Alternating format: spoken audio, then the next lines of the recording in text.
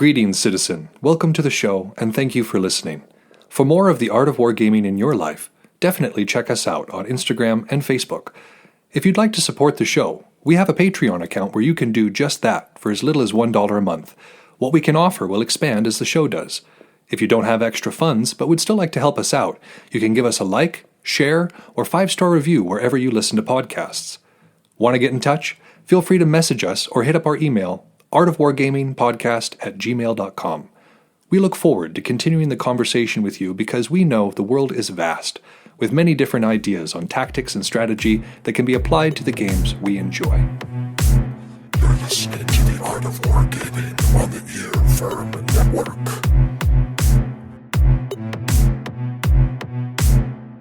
On War. Branches of War. Welcome to the Art of Wargaming on the Earworm Network. I am Malark. Today's episode concerns branches of the art of war. But before we get into that, this is another one of those episodes that deals primarily in camp issues and politics. Now, I know that there's been a lot of these, and it may seem somewhat unusual, especially for something that deals with wargaming like our show, that we continue to cover this. Well, there's a couple of reasons why I continue to invest in this particular part of the literature. The first one being is that I'm trying to stay true to the flow of what these military theorists are talking about. And for them, the political issue is just as important as the military one, especially like Clausewitz says several times that war is the continuation of politics. And so to understand the points that a lot of these guys are making, we have to understand the context in which it is coming from. And that context, of course, is political. War wasn't just done for war's sake. It's not so much like our games in that, like for a 40K game, it's a one-off. You, me, a board, and then we're done. It's not a long campaign, a grueling set of battles that take the place over years or decades or centuries. And the politics that build up around those, the interplay of the nation states and the monarchies that have always existed, these things make a difference when we're talking about the strategies and the tactics that we inherit from this time. So that's a big reason why I include them. And two, I think it's a vital part of human interaction that very few of us actually think about. You know, we have friends, we have people that we hang out with, we have people that we're drawn to for certain reasons, and I think there's something to actively examining why we do things and what works within a social context. So I really like these episodes, and for those of you who may not, I am sorry for that. I hope that they're still interesting to you, if not particularly useful for the tabletop or for the field. And this episode, I think, is going to break with that pattern. You know, a lot of them have to do with outdoors stuff, exclusively for Belagarth or usually for Belagarth, if we're talking politics in camp. But this particular episode, when we get in toward the end of section 1, I'm going to be talking about different types of injuries and kind of how to do first responder type triage to a lot of those injuries as they take place. Again, in the matter of most injuries, get to a hospital, unless you've got somebody who is a medic nearby, like an actual medic, and even then they're probably going to fix the person up and tell them to get to a hospital. But being able to identify these things and at least know what to do in the interim is a good idea. So that's going to be useful to anybody who spends time. I mean, if you're engaging with your environment, you might risk any of these types of injury that we're going to be talking about. So I hope this episode is particularly useful for you in this way. Now, as we've been going through this, obviously, some of these episodes are going to be more geared toward intellectual wargaming like 40K, and other ones are going to be more geared toward outdoors, field combat type wargaming like Bell. A lot of the stuff that deals with tactics or with socialization and politics, those ones are going to be more Belagar-centric, whereas the ones that are strategy and involve the overarching idea of the interplay of different combats and that sort of thing, well, that one is going to be far more up 40K's alley. So I know that the episodes tend to go back and forth. We do both, but there's some of them that I would really have to stretch. Like this one, I would really have to stretch a lot of this for it to apply to 40K. Like I'm sorry guys, but these different types of injuries, we're not going to go into that sort of detail unless you're doing like Kill Team or something. But even then, it's not treated and it's not the same way as we're looking at here. So that is more centric around Belagarth. Whereas there's obviously episodes that deal with large motions or strategic thinking in an overall operational sort of sense. And these are going to be far more centric around something like 40K. I guess what I'm saying. So, long story short, I'm glad you're here for both. And I hope you're learning and being able to take things from both types of episode. But let's get into some games. I've been a busy little war gamer on this side of things and have been playing quite a bit of games. The first one I want to talk about is between me and Toto, who was just on recently. He brought his Grey Knights. Now, he's relatively new to the game, and he went with Grey Knights because they're very good in the meta, and he wanted to kind of start on good footing. If you know anything about Toto, it's that he craves and strives for the advantage, which any military theorist would say, go buddy. So he went after the Grey Knights, and he had a pretty decent team put together. We kind of sat there and made sure that he had a battalion, and I had my little battalion of Genestealer Cult, and we kind of went at it. Now, I've been using this same list of Genestealer Cult here for a second, and it's the same one that I took against Turkey Feathers. I believe last episode I talked about that. And it's the big Goliath truck with a mining laser, a Ridge Runner with a mining laser, 2 groups of neophytes with mining lasers, a group of acolytes with heavy rock cutters, and Genestealers, Patriarch, Magus, Primus, Kellermorph, and Sanctus. Yes. So it's a pretty good list, very character heavy, as most Genestealer lists tend to be. And I was going against, he had the big robot dude, like baby carrier man, the 3 strike squads, and a group of intercessors. So he was good to go as well. I was not expecting to do well, but I feel like I played my army very well, and the dice gods were on my side. The Grey Knights are supposed to be a psyker-heavy faction that are, kicking off smites like every single turn. He was having a hard time getting any of his powers off, smites included. And the ones he did get off, of course, I've got my mages there next to my neophytes, and they're out in front, so the smites coming in are automatically blocked, whereas the mages can sit there and go out and block things like Gate of Infinity. So, honestly, I think Genestealer Cult is one of those armies that is really well positioned to initially deal with Grey Knights. Now, once we start getting into the shooting phase and into the melee phase, that idea quickly falls apart. But, at least initially, when we're closing ranks, Genestealer Cult seems to work really well. So I managed to swarm and take out some key units, and then I occupied half of the board just with sheer positioning. Like he did, there was no deep strike range back there, which was sheer luck. I did not do that on purpose. Wait a second. I mean, I totally did that on purpose. Wink, wink. Or at least I will next time, no doubt. So I ended up winning that one, and to no fault of Toto, he played well, but the dice, when the dice hate you, the dice hate you. And that particular day, woof. So the next game I want to talk about was between myself and Turkey Feathers. We have started up a crusade game between myself, Turkey Feathers, and Kaji. I've never done anything like this before. It's primarily narrative play, which is another thing I haven't done before. I've done almost exclusively matched. And so this is a new adventure for me, and I'm rather enjoying it. So we've got the 3 of us in this crusade idea. I am playing the Death Guard. Turkey Feathers is playing the Blood Angels, and Kaji is playing Tyranids. So this game I had against Turkey Feathers, he brought his Blood Angels, and they were a decent long-range list. You had your Intercessors, you had some Melta-Bros, Eradicators, Contemptor Dreadnought. Oh, let me just pause for a second. And I believe it's called the Contemptor. It's the one with the Volkite things that you can get from Forge World. OMG. This thing is ridiculous, the number of shots that it puts out. Now, the Death Guard were strangely well put against it because of the general toughness level, but dear Lord, that thing could just lay down an impressive amount of fire. But I had, my force that time consisted of a bunch of Poxwalkers, some Blightlord Terminators, and then 2 Goo Boys, a Lord of Virulence and a Foul Blightspawn. The Foul Blightspawn had the Vomitrix. Those of you who have played Death Guard, you know what the Vomitrix is. It is a disgusting flamer-type weapon. Assault 7, Neg 3, AP, 2 damage a pop. Plague weapon, right? So, brutal. Absolutely brutal. I managed to melt most of his stuff just with that weapon alone.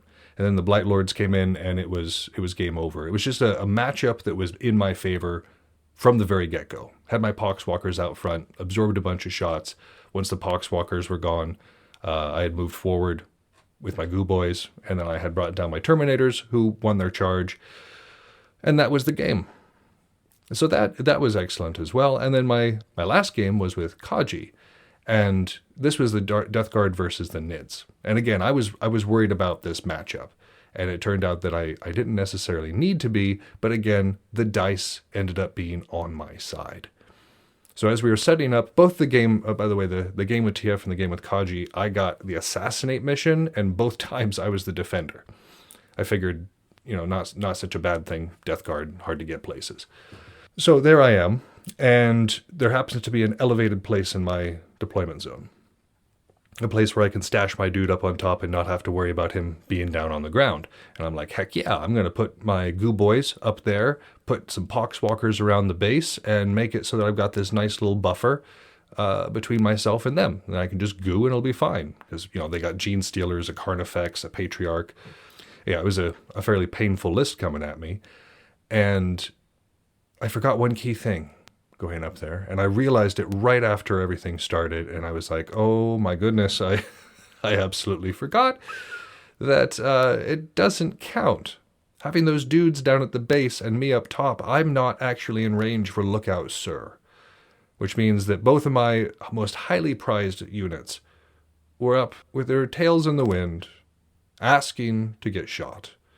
And get shot they did. That Carnifex immediately tried to take my Foul Blightspawn off the field. It was terrifying. I did not want that. And then the Gene Stealers got in. They were doing their work. I gooed them. And then I realized that I wasn't going to be able to stay on the board if I stayed where I was. The Gene Stealers had made short work of my Poxwalkers. And even though I had gotten rid of most of them with my shooting phase, I was still going to have to bear with a psychic phase from the Patriarch, in which they were going to be dealing mortal wounds. I had to deal with a shooting phase from the Carnifex, and the Carnifex is no slouch when it comes to shooting. So I thought I'd made a really, really risky maneuver and sent my Warlord, my Lord of Virulence, out and just charged the Patriarch, who was right behind the few remaining Gene Stealers. I grouped, or multi-charged, and then kind of used the pile-in to skirt around and succeed in getting that Patriarch. And punched it into the ground, which was excellent, and then was in a really awkward position because there's no Gene Stealers were there, right? Gene Stealers come in, they got a few hits in, the Carnifex shoots at my other Goo Boy, doesn't actually manage to kill him, thank goodness, and then rushes in to get a piece as well. I should have died. That guy should have died several times over. There was the Gene Stealers coming in. There was the shots from the Patriarch who had pulled the death throws. You had the Carnifex who hits like a tank. And I was rolling 4-ups the whole time. It defied logic. It defied logic. Kaji was so mad because I hit all these 4-up invulns, and oh man, it was hilarious. And yeah, and so I managed to come back. My Terminators came down, took some folks off the field, and it was the most unlikely win that I've had in a long time. I don't think I should have won that one, but I did. So I'll take the victory, and I'll take the spoils that went with it. But oh goodness, talk about bad tactical positioning. Ugh. But that's it for my wargaming experience over the last couple of weeks. Had a lot of fun, hoping to get even more in the next several weeks. And I think we're going to move now to our first section concerning form and function.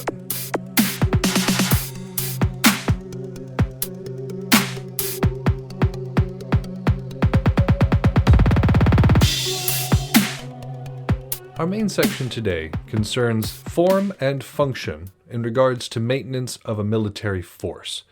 I know that's a lot of words, but basically it's how do we maintain what we have? How do we make sure that we're coming to bat with the very best that we can.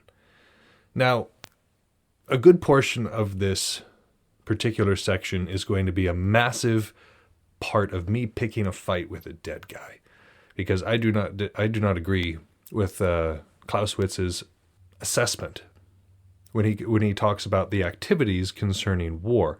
Something he stresses in this chapter is that the only activities that owe their existence to war count in the quote-unquote art of war. So like tactics, for instance, that's an activity that you only do in war, therefore it is part of the art of war. And other things, for instance, like subsistence, sanitation, care for the sick, these things are not necessarily a part of the art of war. They're just strictly maintenance. And I take issue with that. For one, I retort with, Clausewitz, you died of cholera. So perhaps your assessment of this particular strategic action is in question. So yeah, let's keep that in mind. And then the other point is that all activities change in relation to their application.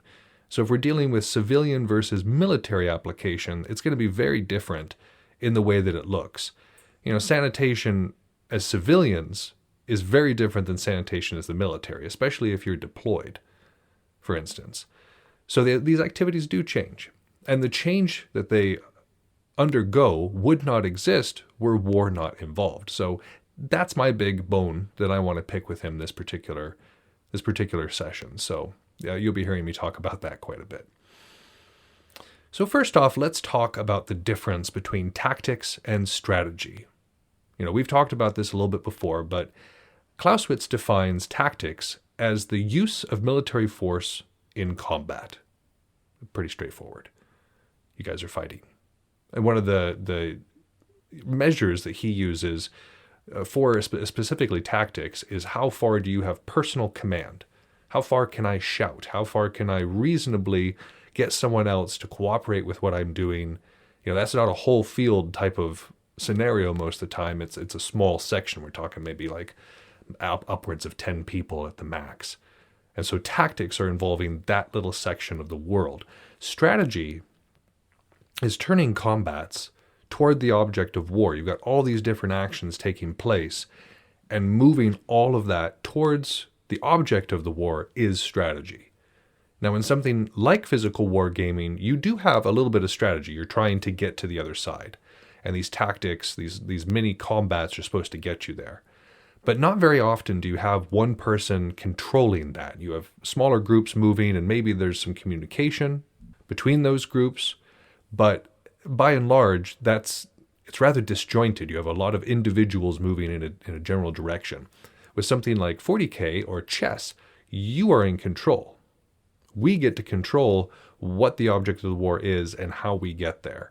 And so all those little things, even on the Warhammer 40K table, when we're looking at it, you've got all these factors moving towards your objective. And a tactic, or the tactics, might involve, this over here where my Gene Stealers are rushing some Terminators. That fight that takes place, the tactics that I'm using to try to get the upper hand in that small section, that's tactics. But all the different little fights that I'm using to push toward an objective or towards a certain number of kills or whatever, that is the overall strategy. So Bell is mostly tactics that incorporates elements of strategy, and 40K is mostly strategy that incorporates elements of tactics, is kind of the way that I look at it. And when we're thinking about it, we're thinking about acquiring the knowledge to really be able to perform in both of these areas. Tactics is pretty straightforward. In order to get better at tactics, you do tactics. It's one of those things that you can understand a little bit in theory, but it really must be experienced. It really must be taught in the heat of the moment to understand how it is going to work out. There's only so much that we can practice before we actually need to step on the field and experience what it's like. So that comes just from experience. Tactics comes from just experience in general. Strategy can also come from a very great diversity of subjects. A lot of history's greatest generals were well-versed in other things. Music, poetry, art. There were a lot of different things that they drew from. In terms of history, philosophy, all of these different things, all aspects of life can contribute to strategy, can unlock an aha moment. So it behooves a commander to really be well read and well connected in a lot of different things. In terms of something like 40K, not only being well read in other literature, but being well read in the literature available. It's one thing to kind of know what the Necrons are when you're going against them. It's a whole nother thing to sit down with their codex and figure out how they work. That diversity of subjects, not just reading my material, but reading somebody else's material, that absolutely influences my strategy and hopefully makes it better. Necessity begets this, though. Necessity begets all inventions because they are aimed to turn our disadvantage or neutrality to an advantage. The same necessity that drives this study of many different subjects in terms of strategy also drives us to pursue the best gear, to have updated models and armies to fit with whatever meta and rules that we're currently dealing with, lighter weapons. These different things necessity drives. We can kind of maneuver around it and figure out creative ways to fulfill that necessity, but it is still what's driving basically everything, all the advancements that we're going to make in our war games. So let's talk about maintenance of force concerning tactics.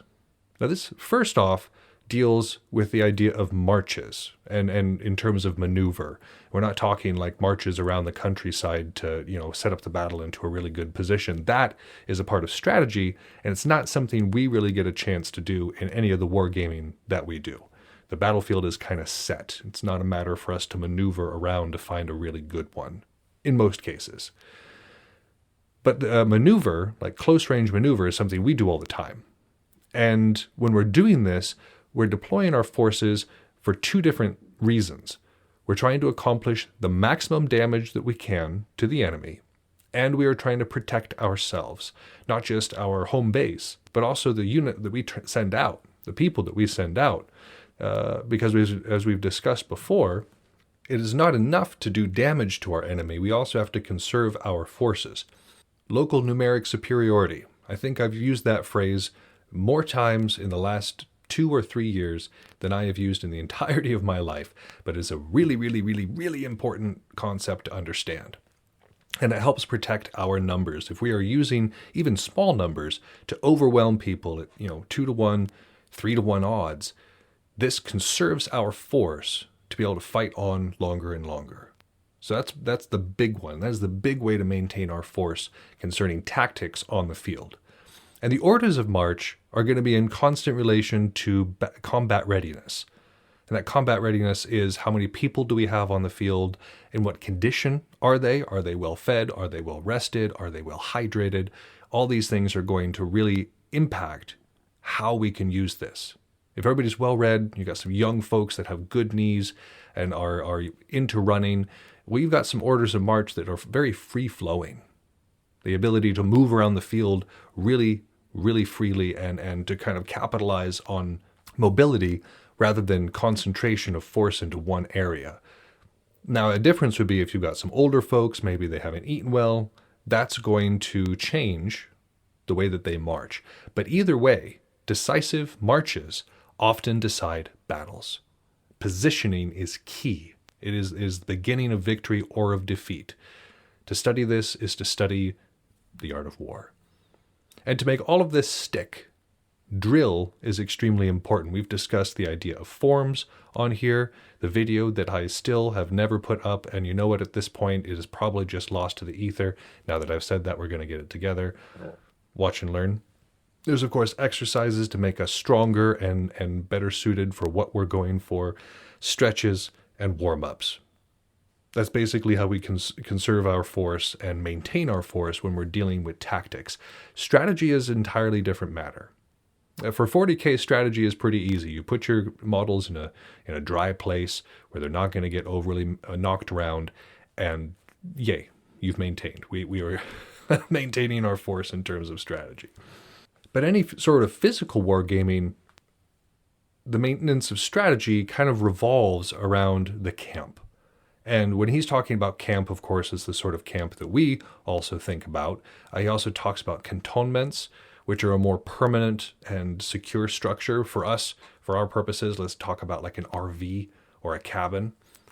And the idea behind these, either camps or cantonments, their primary function is to provide a place to rest and recuperate. That is number one. Number one reason that they exist is to make sure that we can get our fuel back, be able to get back onto the field with it with the best sort of energy that we can. And while this is the most important part of a camp, there is also something to be said for its secondary purpose and the strategic placement thereof. If the camp purely exists as a place to go, get your refreshments, kind of get your energy back and go back on the field, a camp should be placed closer to the field, right? For ease of access, for the idea of a quick rebound. This would also be something that one would look for in most other real fights. You'd want easy access to the field, the ability to deploy when and where you want to deploy. That's an absolute good motive for where one might put their camp. The other one would be something like the function of a party camp, places where you're going to be up fairly late, places where it's going to be making quite a bit of noise. The placement of a party camp is also fairly important if you don't want to upset everybody else at the event. And because then they're going to come at you hard the next day. They didn't sleep well. So this is also important as well. If one is wanting to make a lot of noise, it is good to be in another part of the camping area that is also into that idea and maybe section off a corner for oneself, because the secondary purpose definitely dictates where we're going to place it.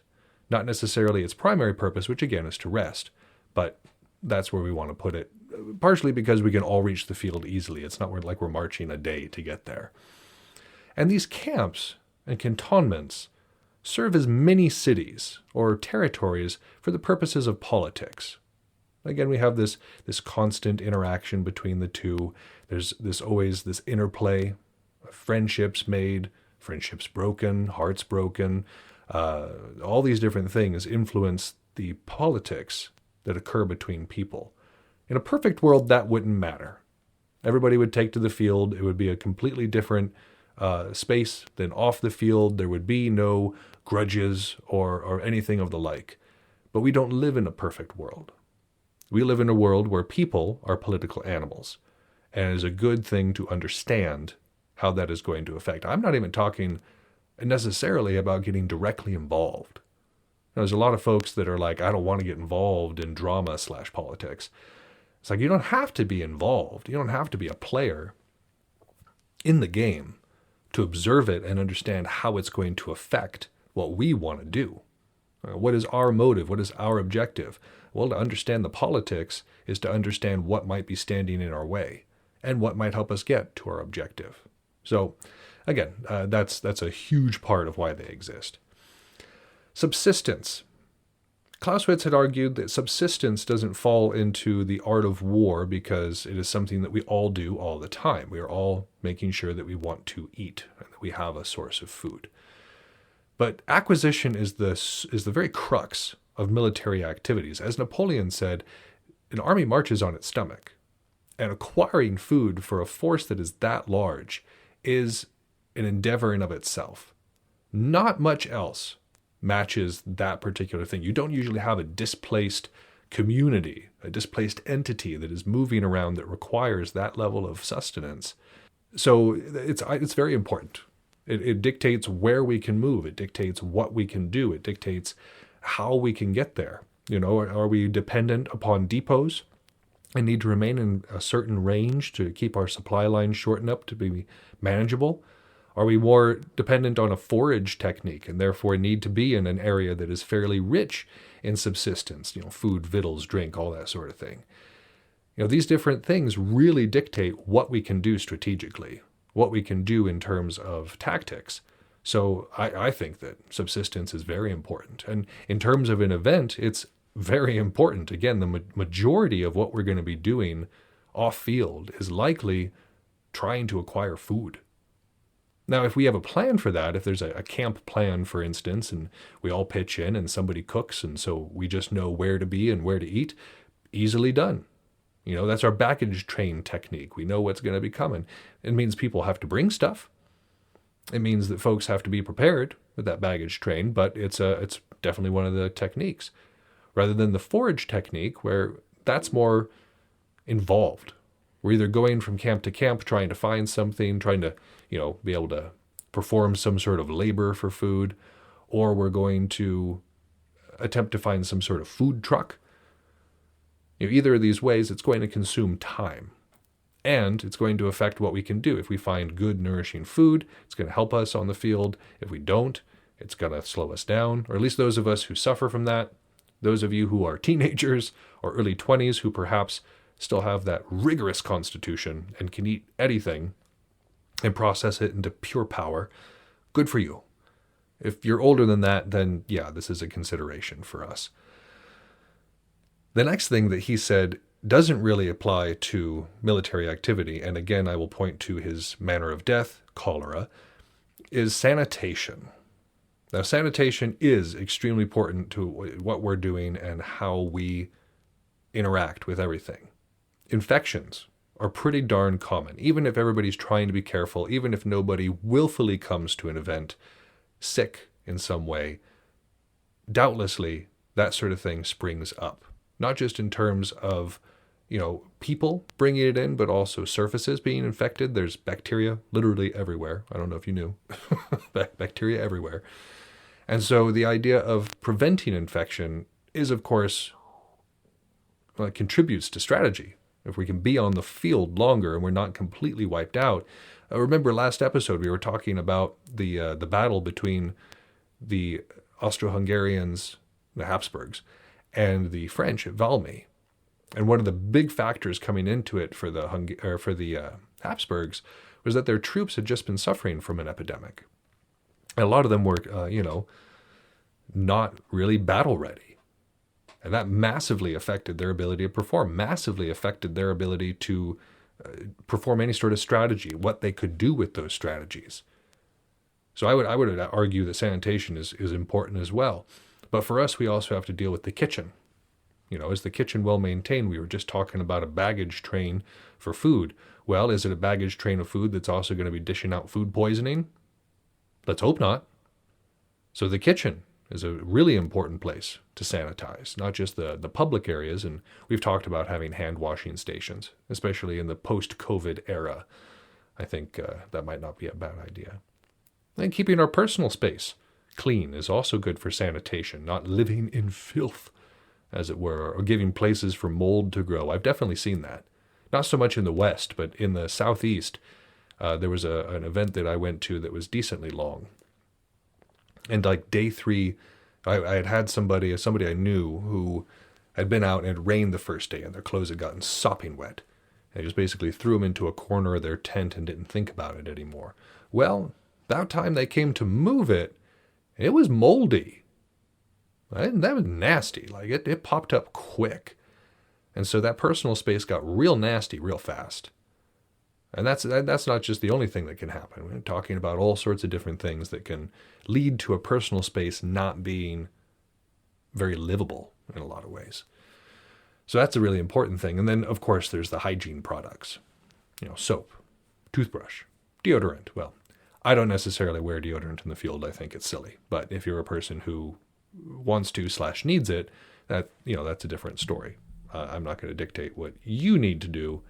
And of course, with this idea of hygiene, it's important to bring along whatever we might think we need, personally speaking. Next would be the supply and repair of arms, another thing that I would think really influences our strategy. If we go to the field and we brought a bunch of blues, a bunch of, small one-handed swords, and they break, like all of them get the tips snapped off. And we've got, kind of a smattering of other stuff. Well, if we had a strategy that was based or built around that particular weapon set, well, now our strategy has to change because we no longer have access to that weapon. So the ability to repair is very important. So a triage kit is usually called for. In 40K, this is really important too because every now and then you're going to lose a piece. These are kind of spindly and occasionally fragile models. So something might pop off that needs to be repaired. So making sure that we have some files and some glue nearby at the very least can help us put everything back together in time for our next game. In terms of a foam fighting event, having your knife, foam, tape, glue, like whatever we're going to need to really repair what we've got is also important. And at a lot of events, we have stores. You have places where you can go and buy a weapon if you need to. And if you're looking for a new one, this is awesome. But also, if we're looking to replace something, it can also be used for that. So these ones are very important for, I think that this is very important for strategy in terms of what we are actually capable of. And now, we're going to talk about care for the sick. Again, something that I'm just baffled. I'm baffled that one wouldn't consider this a part of strategy. And then you have to think that this was a time in history where a good treatment for any sort of injury, like injury that might get an infection, was, well, let's take a saw to it. So there wasn't a whole lot of strategy or a whole lot of fine application of caring for the sick at this particular time. Now we have some obvious ways to care for the sick in our particular sport. And suffice to say that, let's not go to events sick. Let's just not. Even if we think we're going to be safe, like if we've got a cold, just maybe don't. You got the flu? Yeah, just, maybe don't. Strep? Yeah, stay away. Please stay away. And COVID, well, yeah, no. I mean, you're not going to be able to get in most places anyways. There's a lot of folks that require vaccine cards now. But regardless, let's not go and get our friends sick. Let's just not. Your obvious triage kit for any medic worth their salt. And if you don't have a medic in your camp, then you should acquire these things, because then, you've become the medic. And they are important. First off, painkillers. Going to be one of the most sought after things at any sort of fighting event. Going to have those anti-inflammatories on hand. They're really good. Don't overdo it, but they're really good in order to get us back into fighting shape. Bandages, of course. We're talking Band-Aids, gauze, anything that one might need to treat any sort of slashing wound. Now, I don't mean massive slash from a knife or anything. I guess if you do the steel fighting, that might be a case. But I'm speaking more about, you get caught on some sort of hazard, a stick, a rock, whatever. That's might present us with a case where we're going to need this. In most cases, foam fighting shouldn't give you these issues. Antihistamines are important in case somebody starts having an allergic reaction of some sort. Antihistamines are great to have on hand. Disinfectant, whether it be for a wound or for a surface, very important. Those bacteria we were talking about, don't know if you knew, they're everywhere. A splint of some sort, whether it be just a generic splint, or I've got a splint for both wrists that I usually bring. I haven't needed to use them in years, but just in case somebody needs one, I've got them. You got your anti-nausea medication and antidiuretics, because if we're in the field, those things can actually present a huge issue. And then tampons. And not just for the case of feminine hygiene, somebody might need one, and that's absolutely legitimate too, but they are fantastic for blocking up nosebleeds. Just fantastic. So having those on hand too in your little medic bag is a really good idea. So let's move on to some more specific injuries, kind of how to identify them and maybe how to treat them in the short term, and then of course how to prevent them, which is honestly the most important part of any of these conversations. We're going to start with sports injuries, which are going to be the most common for what we're talking about. First, you have a strain of some sort, and this is something that occurs to a muscle or a tendon. And we usually call it a pulled muscle. You pulled your groin, you pulled your quad. And we all know what this feels like. If you ever pulled a muscle, it hurts, and it's very uncomfortable. Most of the time, unless it's extremely severe, it heals naturally. It's usually not that big of a deal. And the way that we prevent it is by warming up, making sure that we do good warm-ups, stretching both before and after, and also just stretching throughout the day, even if we're not specifically exercising. Just making sure that we're limber is a huge way to prevent injury. And then water. You're going to hear me say that after just about every one, because guess what helps with just about every issue that us water bags have? Water. Just drink water. Unless you're drowning. Maybe don't drink the water then. The next one is a sprain. And this is very much like a strain, but it occurs to a ligament. Now, ligaments don't bounce back in the same way that muscles and tendons do, and tend to take longer to heal. They also have an issue of relapse. Once you've actually gotten a sprain, it is far easier to sprain it again. So if you've had an ankle sprain, for instance, or you sprain your knee, it is good to avoid putting that kind of strain on it again. In a lot of cases, some sort of brace isn't a bad idea. And we avoid getting sprains by warming up, stretching, utilizing proper technique is a really good thing here too, and then of course, drinking water. And a quick side note, I had looked up and I saw that there was no jammed. Like having a jammed joint is one of the most common things that I see in something like Balagarth. And a jam is actually either a strain or a sprain or can be a fracture. But whatever it is, it's pushing your joint or it's pushing your appendage back into the joint. So in the case of your hand, it basically pushes your finger into the joint behind it. And this causes, some sort of injury. And it can be from a lot of different things. It can be from a inflammation. It can be from a strain or a sprain, a small fracture. So jamming your finger can mean a bunch of different things. Knee injuries, which the site I was looking at decided to put in a category all of its own because they are so common and so specific. And these ones are not, I haven't seen them as much, but they are a really big deal. Strains and sprains I've seen quite a bit in what we do. But knee injuries, I've only seen rarely, and they are a big deal. First off, you've got your ACL or cartilage tears.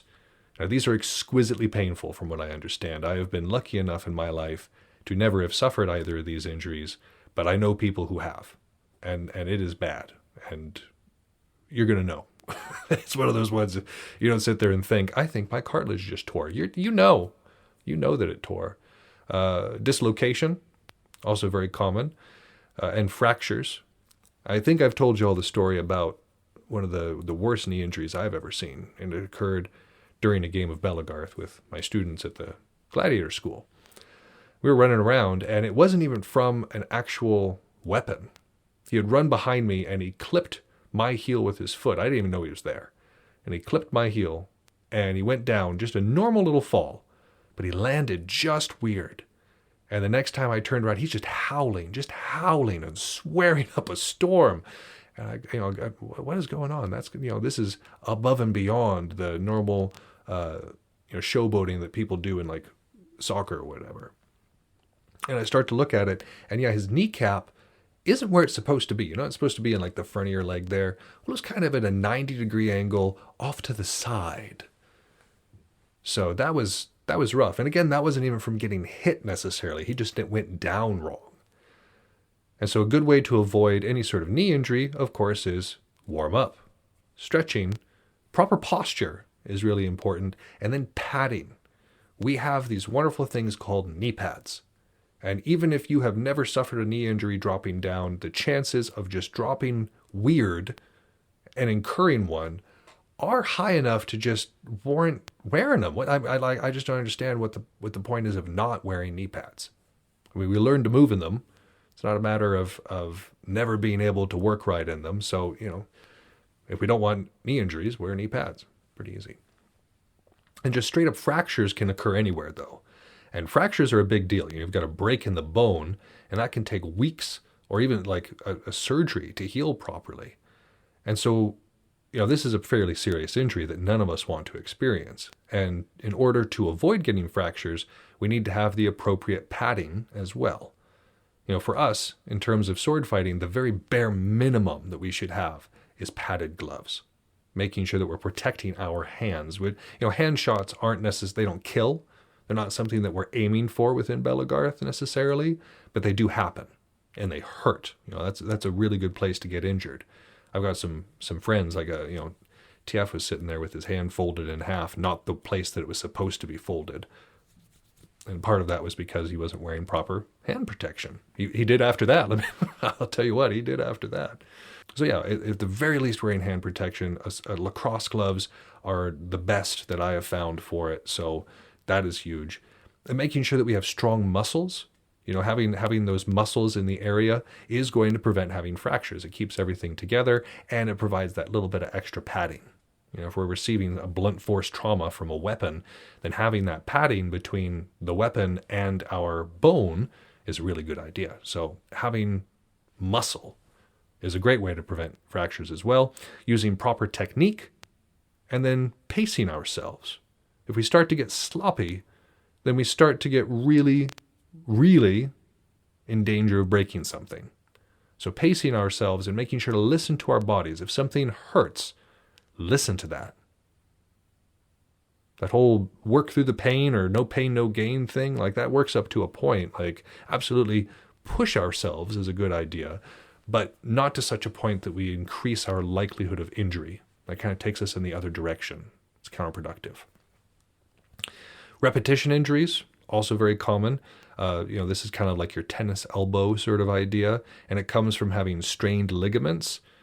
And a good way to get around this also is to pace yourself. We're making sure to take breaks. I know that the temptation to just go all day, every day is absolutely there, and especially if you're young, but that's almost the most important time to be taking those breaks so that you don't get old and broken quite as fast. And then, of course, we have warming up and stretching. Shin splints, also very common. I had a good friend in basic training who every time she ran, she got these, and it was excruciating to watch. But she was a trooper and she pushed through the pain. But it was the army, and that's kind of what you did. But shin splints are inflammation from overactivity, and anybody who's had them knows that they are extremely uncomfortable, if not extremely painful, especially since you usually have to keep moving if you're on them. Now we can prevent these with proper stretches in the areas that we would think would get shin splints. And so it is not only important to stretch like the calf muscle and the hamstrings, but to stretch the front of the leg as well by putting your foot down and stretching the ankle and all the way up to the front of the knee there, because that's a really common place to get shin splints, hence the name shin splints. So making sure that we stretch that area properly is a good way to avoid this particular injury. Spine injuries, which can be a very big deal. You've got two different ways you can kind of arrive at it. One is long-term inflammation, and another one is a jarring impact, a sudden just boom hit.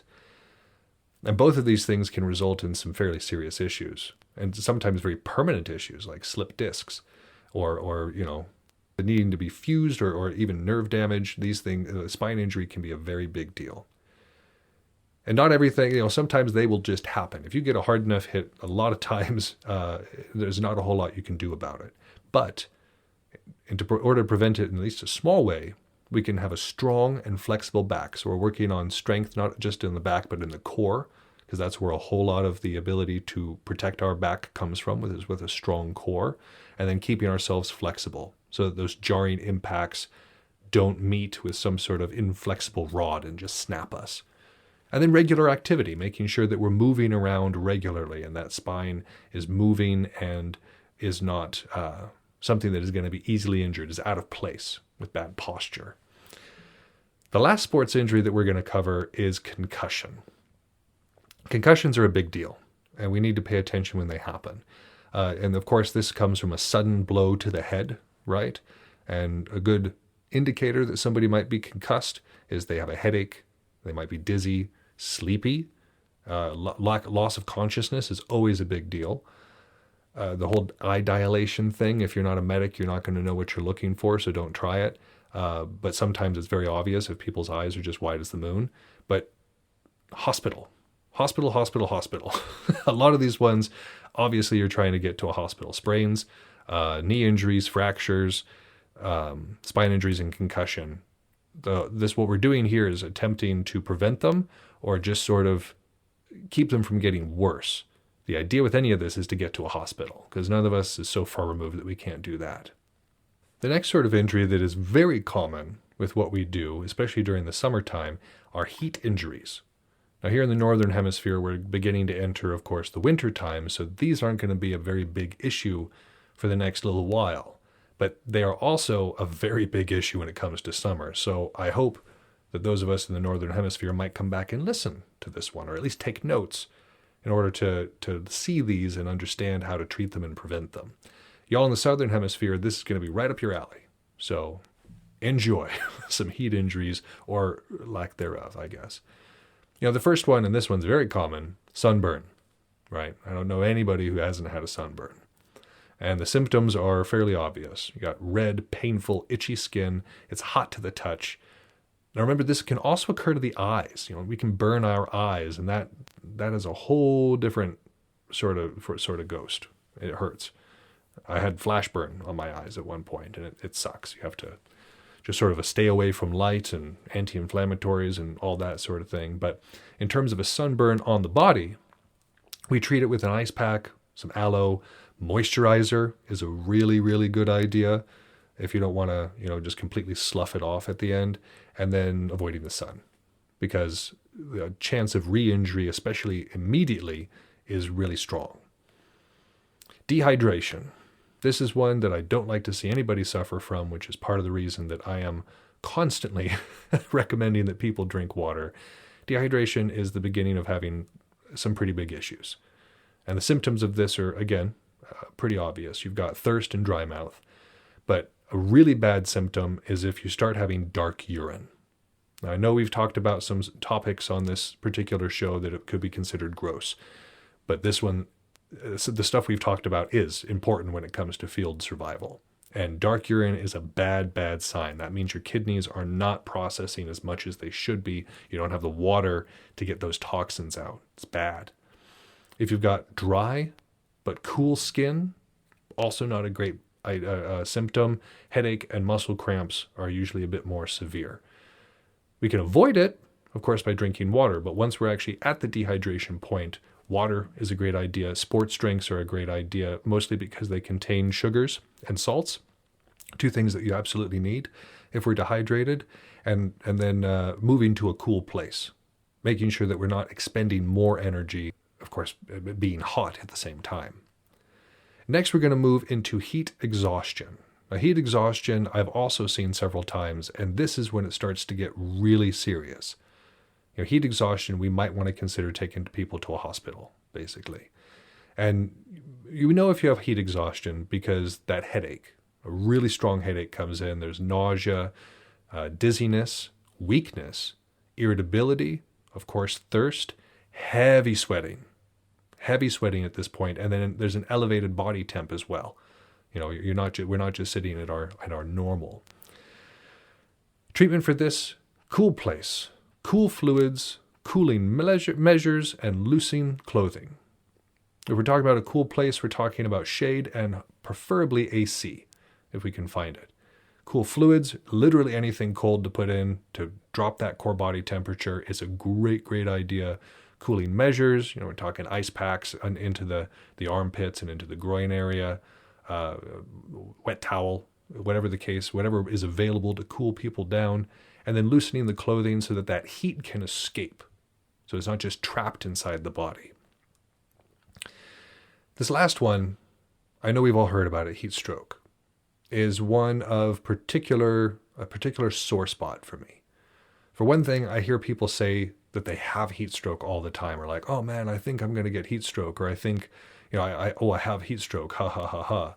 And for one thing, if you have heat stroke, you're not necessarily going to know it, because heat stroke is bad. It's bad news bears. It is hospital, 110%. I saw somebody die from it in basic training. It was rough to watch. And so when folks are saying that, like, there is absolutely heat stroke and we need to watch for it, but heat exhaustion is far more common, is far more likely if you're standing up and speaking, because heat stroke, we're talking about 104 or higher degree temperature. That's high. That's brain cooking high, which gives you an altered mental state. It is very obvious when somebody is suffering from heat stroke. They make no sense.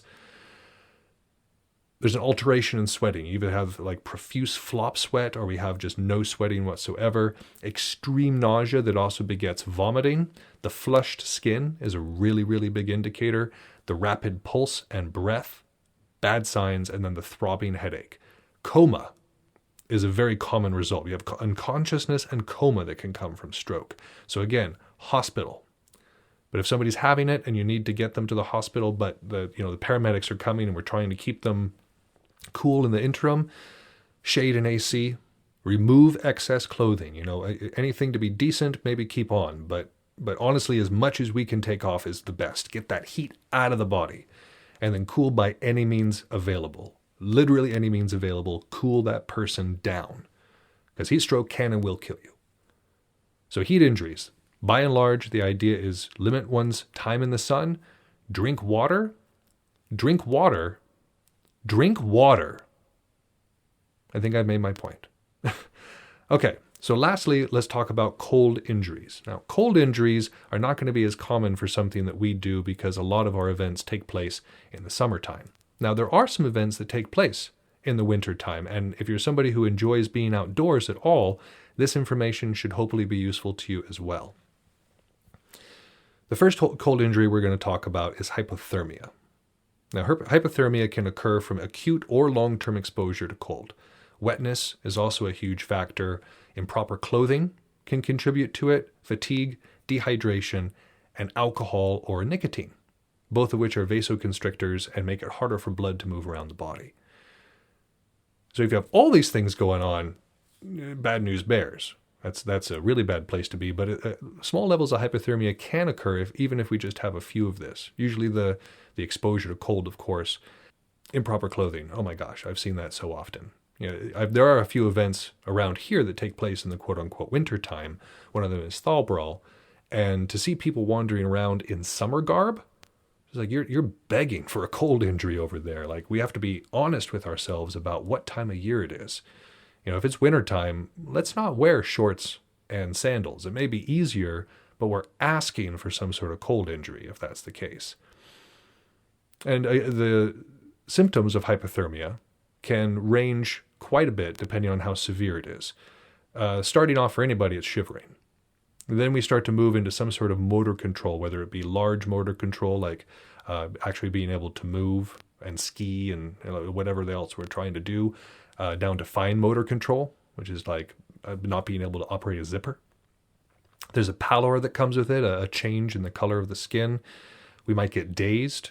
We might get slurred speech. But once we start to get into the muscle rigidity and rapid breathing category, danger zone. That is some serious danger zone there. So the way we treat hypothermia is with warm and dry clothing. Add fuel and fluids. The best sort of fuel in this sort of situation is we're talking about sugars, carbohydrates. They're going to release fast. Protein's good too, but it takes a while to start to release.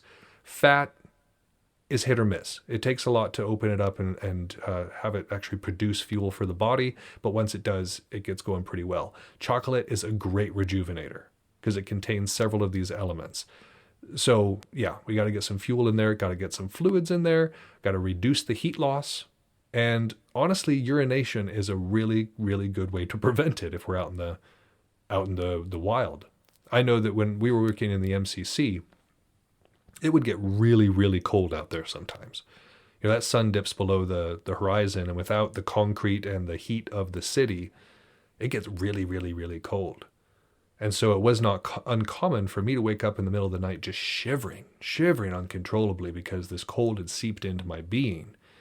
But going and getting out of my tent and going to the bathroom was a huge, huge thing for that, because that liquid inside of us, it takes effort for our body to heat it. If we've got our bladder is full, it takes a lot of effort, and it honestly cools us down. So if we just get rid of that, the excess fluid just out of the body, it can really help with preventing this particular heat or cold injury.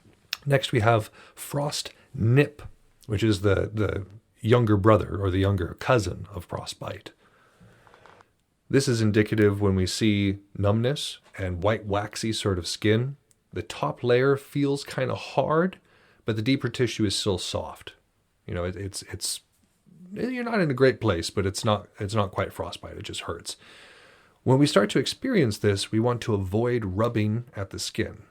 It can be very tempting to rub our hands together to try to generate heat, but if we have frost nip, then we might have ice crystals in the tissue itself, which can cause greater tissue damage. A nice warm bath is a great way to fix this. And make sure that we have, and we're talking warm, not hot, warm. Loosen that restrictive clothing to make sure that the blood can flow properly. And then we really want to avoid refreezing it. Once the tissue is already damaged, it is much, much, much easier to damage again. And that's a good road to frostbite right there. So once we get it treated, and once we have it in a good way, making sure that we do not come at it with any more cold is important. Frostbite, of course, is the upgrade from this. That also comes with the white skin, but it has a wooden feel to it. The whole thing feels wooden because it's frozen all the way through. The top layer, of course, feels hard. You can start to have numbness, blistering, swelling, necrosis, gangrene, and secondary infections as it gets steadily worse. Those are some big deals. And again, that's just kind of going up the severity. But yeah, frostbite can be really, really, really bad. And we want to protect it from further harm. We want to make sure that we can keep it warm and remove that restrictive clothing. And hospital. Cannot stress that enough with this one. If we've got hot frostbite, it's time to go to the hospital. But even in that particular case, we do want to avoid that freeze, thaw, refreeze cycle. It's very important because in a lot of cases, it's honestly healthier to just keep it frozen per se, or keep it like in the cool state until we can guarantee that we're in a place where it's not going to refreeze, because that's when some serious tissue damage starts to happen. Chilblains, I think we've all had that. It's around here we call it windburn, and if you've got cold exposure and high humidity with high winds, it kind of gives you the rosy cheeks or the kind of hardness on the hands or on the ears. It's relatively harmless. It hurts, but it's harmless. It's still good to avoid. Eye injuries can also occur. Your cornea can freeze if we're exposed to freezing winds. Eyelashes can freeze together. Snow blindness is sunburn for the eyes from reflection. And a lot of these can be prevented with goggles or glasses, which are a great idea. And then lastly, we have trench foot, which is something that has afflicted us for quite some time. And this is not great. And it can happen not necessarily even as a cold injury. Like this is just a wet injury more like. And it happens when we immerse our feet in cold and or wet conditions. And this causes a high amount of heat loss. We can lose up to 25% of our body heat, more of our body heat through our feet when they're cold and wet. And so the body restricts blood to that area. It doesn't want to be losing that heat. So the vasoconstrictors kick in and it restricts blood to the area. And we can avoid this, of course, by appropriate footwear, dry socks, air drying our feet, massaging our feet, and then if we really like high country hikers will use antiperspirant on their feet in order to keep it from getting too wet, which is honestly a pretty good idea. I hadn't thought about that. But the issue with trench foot is that the skin tissue begins to die and slough off because lack of oxygen and nutrients are kind of choking it, and then you have a buildup of toxins that aren't being taken away. And so this is literally killing your skin. And treating this, we need to have it in a dry place. That is important, is to get the area dry. Elevate, yes. Treat it in warm but not hot. Again, we're not talking hot. That's going to cause further damage. Bed rest is really important for trench foot. Large amounts of flesh can slough off, and because of its sensitivity to touch like that, and it's not like frostbite where it's frozen all the way through. Stuff's going to come off. And so making sure that we are in bed for this one and stay there is important.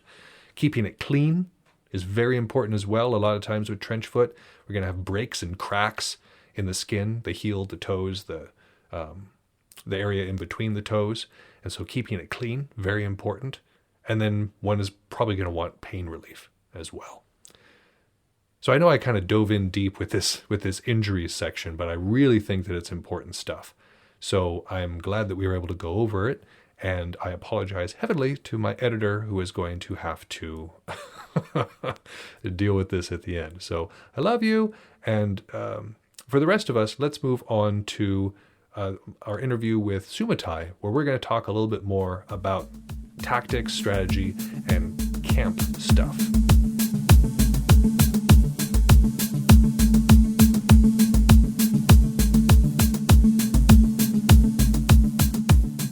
Here to discuss those themes with me today is an old friend of mine and a previous guest on the show, and I dare say probably a regular on the show from here on out. This is War Master Sumatai. Sumatai, good to have you back on. Thanks, I appreciate it. I always love coming on. Well, we've got some fun chatting to do today on the subject of like tactics, strategy, and then of course the politics that kind of go with camp. But first, let's talk about the difference between tactics and strategy when it comes to these games that we really enjoy. What are the different nuances and maybe techniques that you use to navigate these two different concepts? I mean, when we would go to the field, we always had a strategy in mind, whether it was going to be to herd the other units into each other or whatever that may be. And then once you get on the field, all you can really do is work within your own sphere to try to push that forward, Sure. Whether that's commanding your units, your teammates or whatever, or, in the case of wargaming, obviously you have command of the whole army, so it's a little easier to command strategy that way. Just like on the modern battlefield where you have communications between units that's more than just yelling at each other. Yeah, sure. Whereas in Belagarth, all you really have is just screaming at each other, which we did that by making everybody repeat orders. When one person says it, everybody says it. And that way everybody hears it. I always thought that was a really good technique that y'all used in the Urukai, especially with a group that was as large as it was then. It just made everything so much more audible. Like, because you have one person, even Forkbeard, who has a heck of a voice when he's projecting. Still, when you've got the din of battle all around, it really helps to just have that additional. Yeah. When 40 people say it all at once, everybody hears it. Everybody knows to go right, to go left, to charge, to post up, to do whatever you need to do. But the unfortunate thing is everybody knows. It's true. Yeah. And that does, we thought about making up a code, orc words, whatever for, left, right, all of that stuff. And it just never stuck. Yeah. It would have been great, but realistically, we had a much larger, if less experienced force than most of the other units out there at the time. Sure. So really our strategy was to herd the good people into the other good people. Yeah. So they'd wipe each other out, and that way our not so good people could just roll over them like a wave, the big green wave. Well, that's one solid technique, and making your enemies fight each other to the point that they can no longer attack you. I'm fairly certain that there's not a whole lot of military science folks that would disagree with that tactic. No. Yeah, especially when you have, multiple units on the field that are it's all basically all on all. Right. It makes it so much easier to corral or triangle people into a place where they're not going to be comfortable anymore. Sure. Where they can't use their tactics and their strategies. So if we shrink it down to like a tactical level, let's say that instead of commanding the whole of the Urukai or even the whole of a Warhammer board, we're looking at a small section, like a small skirmish between, let's say, Warhammer speaking, you've got a captain with maybe a couple of squads of Marines or a commissar with a couple of groups of Imperial Guard nearby. Mm-hmm. And in terms of Belagarth, you've got like perhaps one person standing behind who has maybe 4 or 5 people who are in front of them who can hear directly what they are saying. In these situations, what sort of things do you look for in order to exploit the tactical advantage completely? So let's say that both sides are relatively even. Mm-hmm. What sort of things are you looking for to tip the scales in your favor? Boy, man, when things are even, that makes it very hard. You really have to look for your targets of opportunity and take those opportunities when they present themselves. You don't have time to contemplate, is this a good time to go for the target? Right. Whatever that target is. You have to do it then. So it really helps to have, when you're in a small skirmish group like that, to have experienced fighters so that when you're like, go, they know what they're going for. They're seeing the same openings that you are. Sure.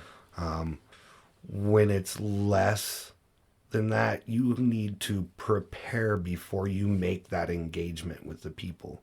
You let your guys know, hey, we're gonna when we get up there, we're going to do this. And that's how we're going to catch these guys off guard. So when I say go, we got to do the thing, Right. you know. But yeah, in a wargaming situation and on a board game, it's less important. Sure. Because again, you have command. You know, you move your guys where you want them to move and whatnot. So then it's just about, you know, using cover, boxing your enemy in to a triangle of death kind of thing. Getting favorable dice rolls. That helps. Yeah. Bad dice rolls are always bad in wargaming. Well, I like the fact that, yeah, they absolutely are. Just like tripping it up on the field or such things. But yeah, I always found that like Belagarth was better for tactical thinking, whereas 40K is better for that strategic because you have that scope. Absolutely. Yeah, I couldn't agree more. It's like commanding a modern battlefield where you can talk to people miles and miles away, you know, across the globe now, but, you know, miles and miles away to command different units to do different things. And coordinate, yeah. And coordinate. It's the same in wargaming, whereas in Belagarth, really, you if your group gets split up by enough of the field, you can't communicate to them anymore in any effective way, you know, and you really have to rely on their experience and your experience to work together as a unit still. That was the cool thing about Dark Angels when I first started fighting was, you know, it was all about distraction and using yourself to distract so that the guy on the other side of the field could zip up behind, and that was the end of that guy, you know. And yeah, it was a mean, underhanded way to fight, but it was also highly effective. Oh yeah, and it worked. You know, when Shadow was dancing around in front of somebody, they paid attention to that, and you know, we just looked for those opportunities. When you saw somebody that was fighting one of your unit mates, you made the move to go up behind the other guy. We still use that tactic to this day. Oh, I know. No, yeah, and it's a totally different way of doing things there. It's a totally different tactic because normally we think about a group that goes forward and they work together in like a line or in like at least a semicircle, whereas what we're trained to do, what we're kind of naturally inclined towards is exactly what you're talking about. Individual little fights that when you see the contact, you move up to support each other. Not unlike a Napoleonic tactics where you have the divisions kind of going out, and then when one division gets engagement, the other ones kind of come and support that action. Yeah, exactly. It was a very fun thing to do, you know, back then. And it is a lot different than the way most units fight. And it really had a lot to do with the field that we fought on. Sure. Most of the time, you know, the biggest units were 3 or 4 people. So us being split up and basically controlling the entire field by having our unit in every part of the field really made us effective because it wasn't far for one person to get to the next person. Sure. And we were all young and fast and could just zip around the field like, you know, fireflies. Cardio. Wish I had that cardio still. We can keep good cardio as we get older. It just becomes harder and harder to do so. Yeah. That's why we start fighting in lines.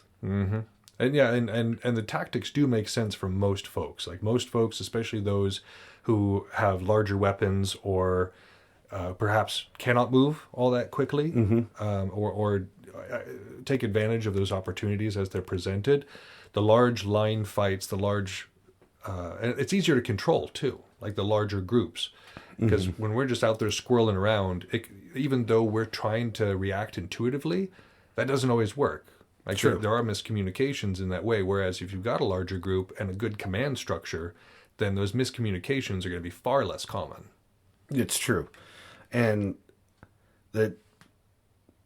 for that type of fighting, for what the Dark Angels did, it really works well against other individuals or small groups of 2, 3, or 4. Once you get much bigger than that, it's really hard for 2 people to wrangle an entire unit. Right. You know, we used to do it against 3 people, you know, one in front, one comes up behind, bap, bap, bap, you know. But by about the third one, everybody else knows what's going on. And if there's much more than that, then things get real squirrely. Oh, sure. So, you know, those kind of, everything is situational. You know, there's times you need to be together, and there's times you need to separate and go. Right. You know? Because, yeah, like you were saying, if you've got that mindset of being out there and doing the individual thing, and the other folks get wise to it and all come together, well, then if we have less numbers than those other folks do, the wolfpacking tactic no longer works because they are one solid force against the mobile one. Yeah, absolutely. Yeah. Yeah. And as we were talking about before, that cardio, these kids running around, and more we start to spend time in camp, which is, you know, a good place to be, but it's also a place with a totally different sort of war going on, as it were. You know, the first one being just the war against the elements itself, you know, trying to keep people dry, trying to keep people from getting sick, fed, all that sort of thing. Like, that's a huge undertaking. As somebody who has been a pivotal leader in one of the larger camps at any given event, I'm sure you know all about that. Yeah, I mean, you know, we always try to make sure that our camp is much like a family. Even as it got big, we all tried to keep it as like a family environment where we all support each other, we all help out. Everybody works to keep camp clean, you know, and picked up. You don't want 2 people at the end of the whole event to have to clean up everybody's trash. That sucks. That's the feel bads right there. Yeah. You know, so, you know, there were a lot of rules we put in place that, you know, to better our camp, to better the game. You know, at one point it was a rule that if you were a part of the Urukai, you volunteered at the event. Sure. At least some of the time, you know, and things like that. But it, you know, and we've definitely had camp cooks that came and cooked for our camp for the whole week, you know, for a small pittance. You could get in on that and get fed by Anvil, who was an amazing cook. Oh, he did so good. Yeah, you know, and Brewmom also did some. So we had people who did those kinds of things too, which was really nice. But we always try to keep things as like open and accessible as possible in our camp. We always like to have a nice open area where other people can come in and hang out, you know, and then have our tents back from that so that people who want to be more private can be farther away. People who want to be closer can be closer to the action. And, you know, we were kind of a loud ruckus camp for a long time. And so we chose to keep our camp as far away from the quiet parts of the event as possible, because sometimes we had stuff going on till 2 or 3 in the morning. And in this way, you were using strategic positioning with your camp, but just in a different way than most people would. Exactly. Like, normally, if you say strategic positioning, especially in a military science, military history aspect, sure, means you have a favorable position in terms of access to the field. But in a case like this, you're actually looking for, you know, favorable positioning when it comes to the social aspect. Exactly. It was political positioning. Sure. On the field. It kept everybody happy. We could have our party. The people who wanted to sleep could sleep. It didn't, you know, we didn't cause issues that way because we knew we were going to have parties. Sure. And like you say, the politics of any of this are just as important as anything else. A good way to make everybody fight against your unit first the next day is to keep them up all night. True. Or, yeah, you know, just, you know, being jerks is never the good way to be at one of these kinds of events, because sure, it's not a real battle. You don't just go out and kill those people and take over their village. Right. And that's that. You got to talk to them that night and then fight them the next day and do that again for a whole week. So being a giant jerk face just doesn't sit well in the community. Right. You know. And even though all things are considered quote unquote equal on the field, there's absolutely things that come into play. Like, you know, like you say, if there's a small group of folks who've just been causing trouble for everybody, they're getting removed from the field before much of anybody else. And there's just kind of a quiet understanding. Yeah. You know, as much as, yeah, you're right. As much as people try not to to be jerks about fighting. When people make you mad, you tend to go after them first on the field. You know, That's and like maybe any with other- a little more malice than you would to the other people too. Yeah. I mean, it's You like know? any other political rivalry. We're talking about like the French and the Habsburgs and the French and the English right now, and just the sheer animosity that existed between these nations that caused those conflicts to be so brutal. You know, you have the similar thing in Belagarth, unfortunately, but like people's emotions, people's drama does get involved. Yeah, I mean, definitely, I don't think anybody has the kind of deep down hatred on a molecular level that they had going on back then for anybody else in Belagarth, Well, really. let's hope not. There's a few people that I wouldn't mind seeing gone, but most of them are. Not in So- like a guillotine sort of way. but Right, like just removing from the field. Yeah, exactly. We're not camp with these people anymore. Mm-hmm. But that's neither here nor there. I think that where you place yourselves in camp is just as important as the way you portray yourselves on the field and the way you handle other people around. Sure. Just based on how your camp is and what you guys want to do while you're there. Well, and that's another huge portion of what Clausewitz is talking about in this section. He talks about how the primary focus of a camp is toward refreshment. Making sure that you're good to go for the next battle. But for something like what we do, where there's less, blood and real injuries to have to worry about, well, most of the time, like we do still get real injuries from time to time. But our camps have a different purpose. And yours, like you were saying, is kind of set up to be a social center for folks to come and enjoy in some party atmosphere, as you were saying. I mean, that's true, but I mean, the primary purpose of our camp really is exactly like you said. It's the place for you go back to after you fight, and you get water, and you get some shade, and you get some air and all of that stuff, get some food in you. All of the things that you need to be able to go out and fight again, or be able to do whatever it is that you need to do throughout the rest of the day. Yeah, I would say that is definitely the primary purpose of our camp. It just, at night, it tends to turn into a little bit more of a circus. Sure. But yeah, no, I mean, and we definitely, set our camp up for that. We have, water available and all of that stuff. We always make sure that there's tons of that stuff there, snacks and all of that. It's always available in our camp. Somebody always has something, no matter what. And that's one of the nice things about camping all together. I do know some units that'll camp really spread out, or just individuals who camp really spread out, and that's cool. Like that's a fine way to do things if you're a more solo person. But one of the severe benefits of camping in a group like y'all do is to have access to all those different resources that you pool together. Yeah, I mean, we bring a couple extension cords and a block, and they bring that, and they bring that, and they bring that, and pretty soon we have lights up at our camp for at night and all of this other stuff. And I mean, we have people that have brought fridges and all kinds of other stuff to the event. Sure. So having that network of people to be like, hey, we want a wall around our camp this year. Right. Everybody bring a piece. Mm-hmm.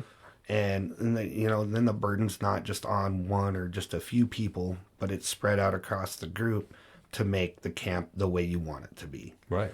And that definitely is a benefit of being in a larger unit. I think people like the Gelfs or the Uruk-hai, even God Squad and some of the Horde, some of the other larger units, definitely use that pooling of resources to make their events better. Right.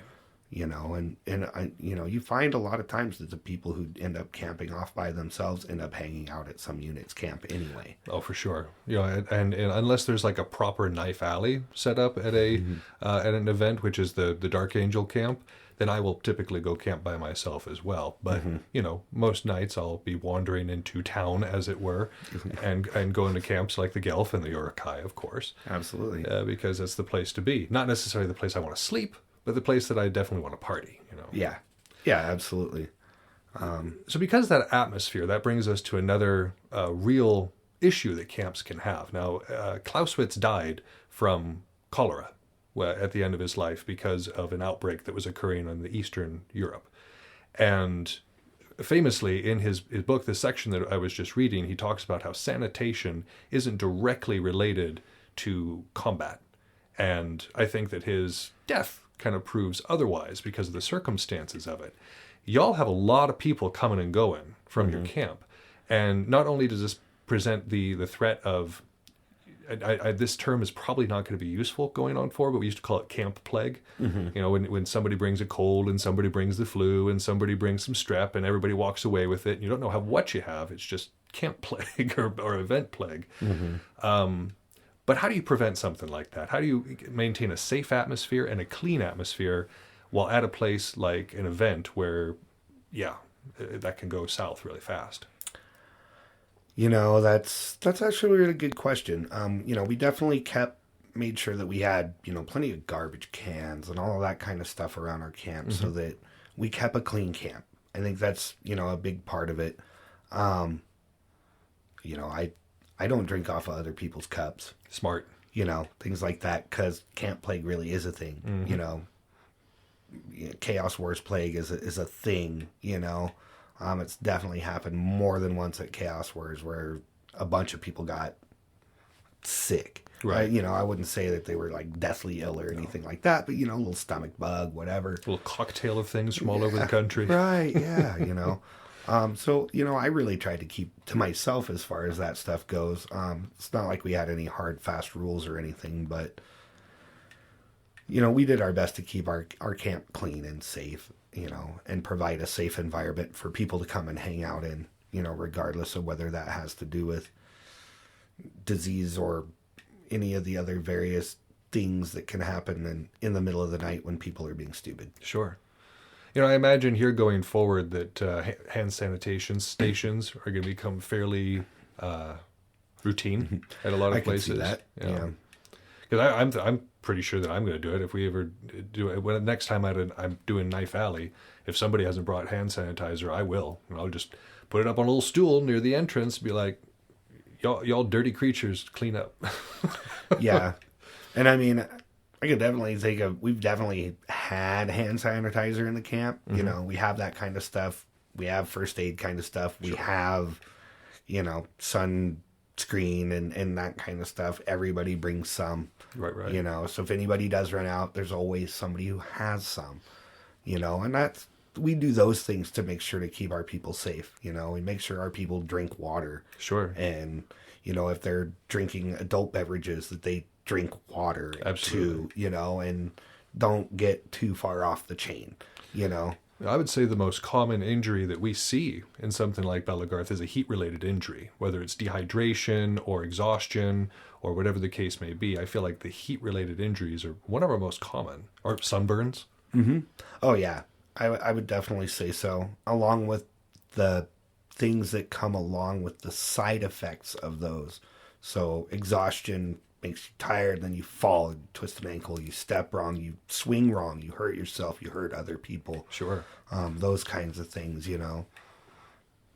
I think it's definitely important to watch for those signs in your own people and make sure that, you know, when you see your teammates getting just wore down to nothing, Getting sloppy. Right? Yeah, getting sloppy on the field, you know, then it's time to take a break, you know, and sometimes that means taking your whole army off the field. Sure.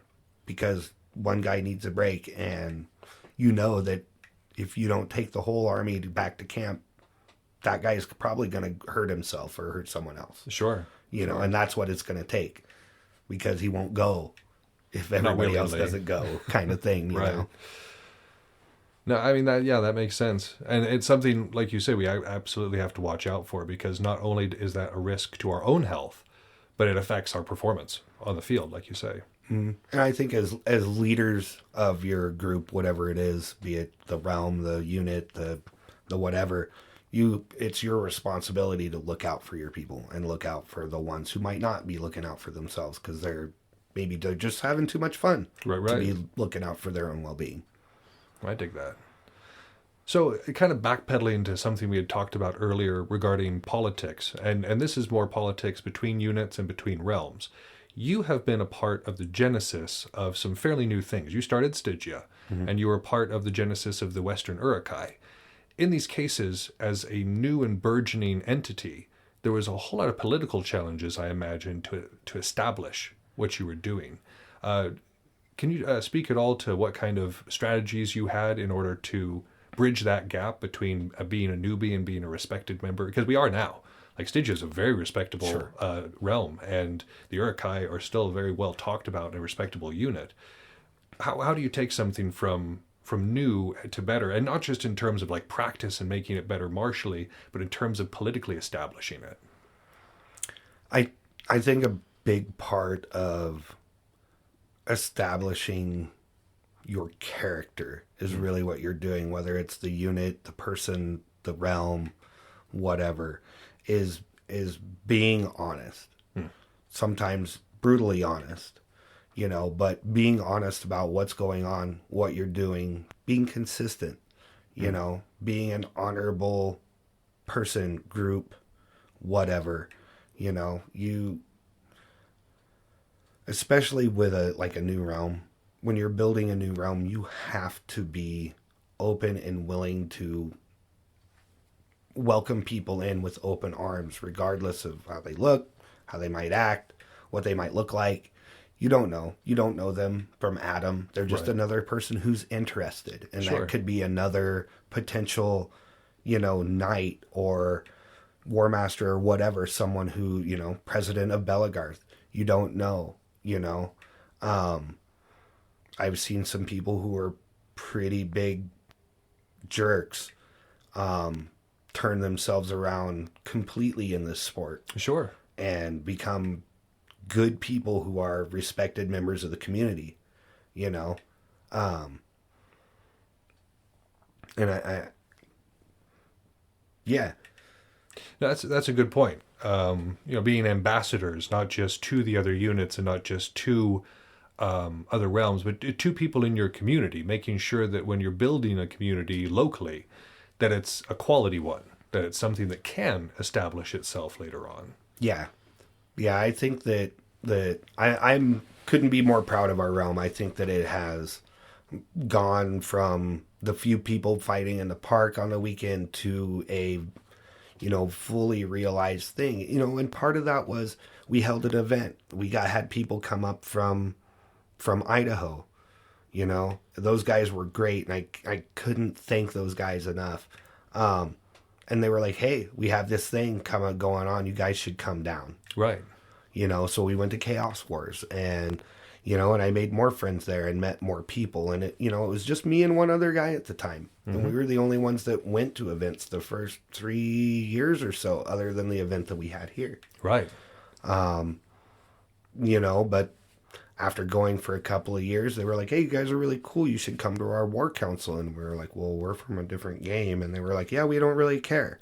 Come on over. And we were like, cool. Yeah. And they were like, come on over. So we did. And, we started becoming involved in the politics of Western sword fighting, which led to a bit of a fallout with the leadership of Eastern sword fighting. No names mentioned. But they're bald. And so we dropped our ties with that group and we joined Belagarth.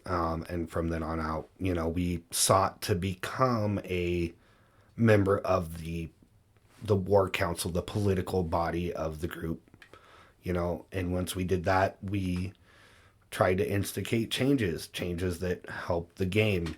We got rid of giant, ugly stabbing tips and turned them into like stabbing tips that feel like a normal sword does instead of a Q-tip, because that's plenty safe, and things like that. And we also tried to be the voice of reason when, dumb things were introduced, and I think that got us a lot of respect, that and not acting out of emotion, acting out of this is the reason why things should be a way.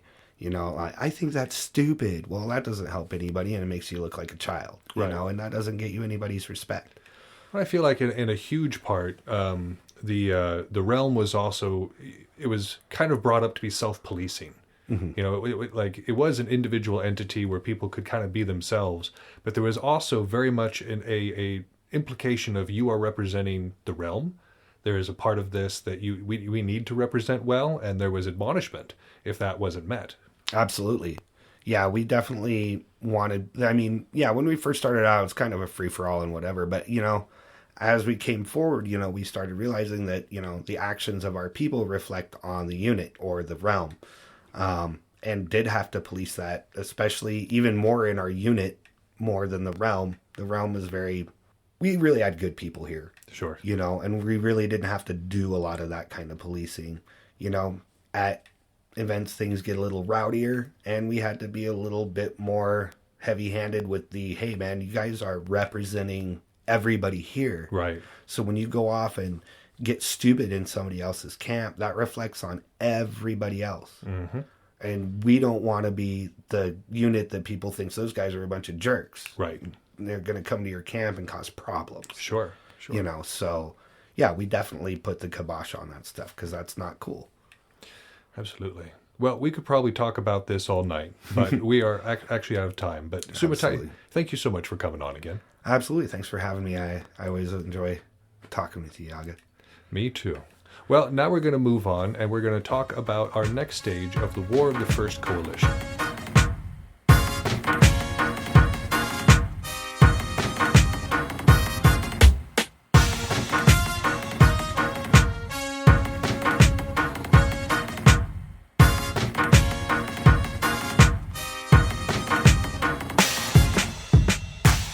Finally, we're going to have a brief chat about how the army, the French army, went from its royal form to its revolutionary form. When it went from the crumbling edifice that it once was to the army that managed to at least get a draw out of the Battle of Valmy, which was a big deal. So this revolutionary army, it kind of started around the fall of the Bastille. Remember, the National Guard, the first organization known as the National Guard, was established. As the Royal Army continued to disintegrate, this idea of the National Guard, the People's Army, definitely started to gain traction. The transition was a little messy, though, because, of course, after the fall of the French monarchy and the sort of discipline, the draconic discipline that they imposed, the army kind of went south for a long time. There wasn't that immediate return in terms of it being beneficial, because for the longest time, the army had been used basically as a penal institution, which is to say that that's where the dregs of society ended up. It wasn't a professional army in the way that we think of it nowadays, with folks being recruited and joining of their own volition and having a reason, a drive to be there. At this time, again, it was for prisoners, it was for convicts, it was for folks who couldn't find work anywhere else, it was for folks who were disgraced or dishonored. It was not necessarily a good place to be in the ranks themselves. And so this did not do well, and that kind of overflowed, and you had a lot of different pretty severe issues that resulted from that, from assaults to a murder on occasion. An officer was murdered because, the ranks just kind of went to heck in a handbasket. And at this time, they were floating the idea of universal conscription, which is to say that everybody serves. Every citizen is also a soldier, was the idea. And there was no escape from it. We couldn't purchase our way out of it. This was something that was done then, and something that has been done recently. You heard about the draft all the way up until Vietnam, and even there, people would basically purchase a replacement by buying their way into college, which was something that a poorer person could not do. And so by trying to make yourself seem more, quote unquote, a valuable member of society in that way, no, you serve anyways. The idea of universal conscription, there is no escape. There is no flat feet keeping one from serving one's country. Now this was met with a lot of different reactions. It did tend to polarize the society at the time, but we'll kind of get to that here in a second. There was also the idea floated that military action had to be sanctioned by civilian authorities, and this was the idea of the legislature being able to declare war, and they're the only ones that declare war. The United States of America is supposed to be set up that way according to our Constitution. The only legal body that we have to declare war is the legislature. It hasn't worked that way for a little while, which is why we've gotten away with calling things police actions. But yeah, I'll just leave that to you.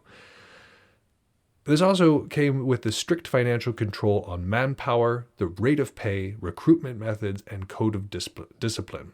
You recall that it was a big deal when power consolidated underneath the king, when they rounded up all the different nobles and said, okay, we're all going to serve my army. There's not going to be this disparate loyalty to the crown, loyalty to the faith, loyalty to family, but we're loyal to the king, the monarch, first and foremost.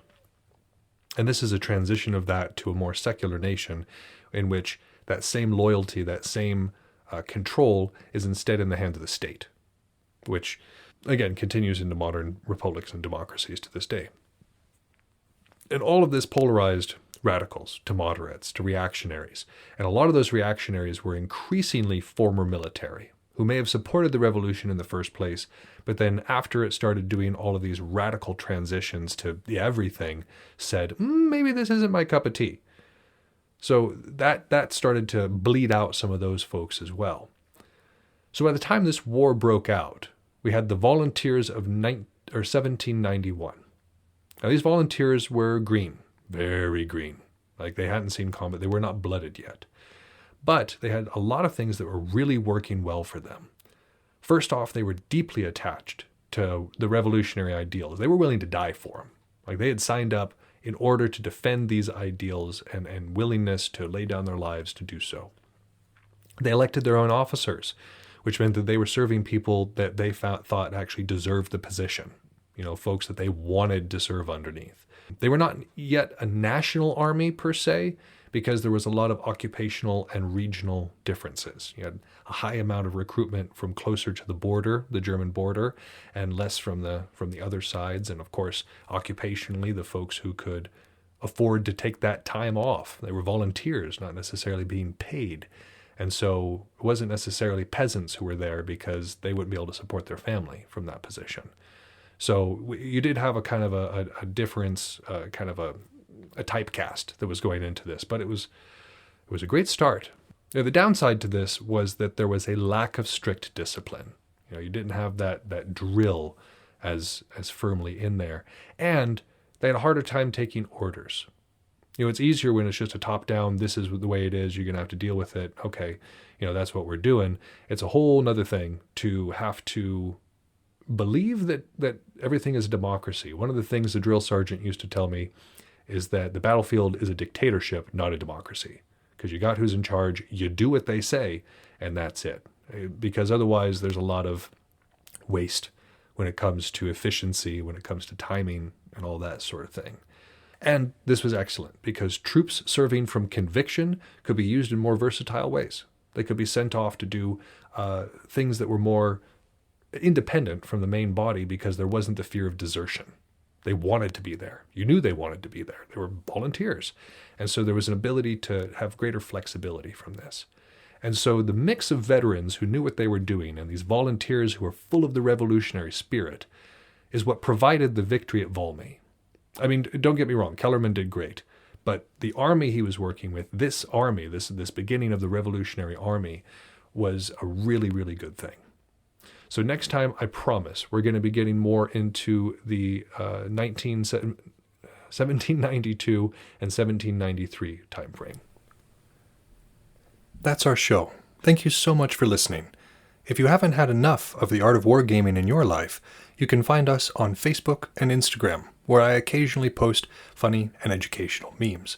If you want to get in touch with the show directly, you can email us at artofwargamingpodcast@gmail.com with any questions, comments, or concerns that you might have. Also be sure to check out all of our sister shows on the Earworm Network, including General Nerdery, Word Balloons, Fried Squirms, and more. We're working hard on having something for everyone. And again, you can find those at earworm.com. That's EARVVYRM. You can also find that in the show notes. But for now, this has been Yaga Malark, signing off.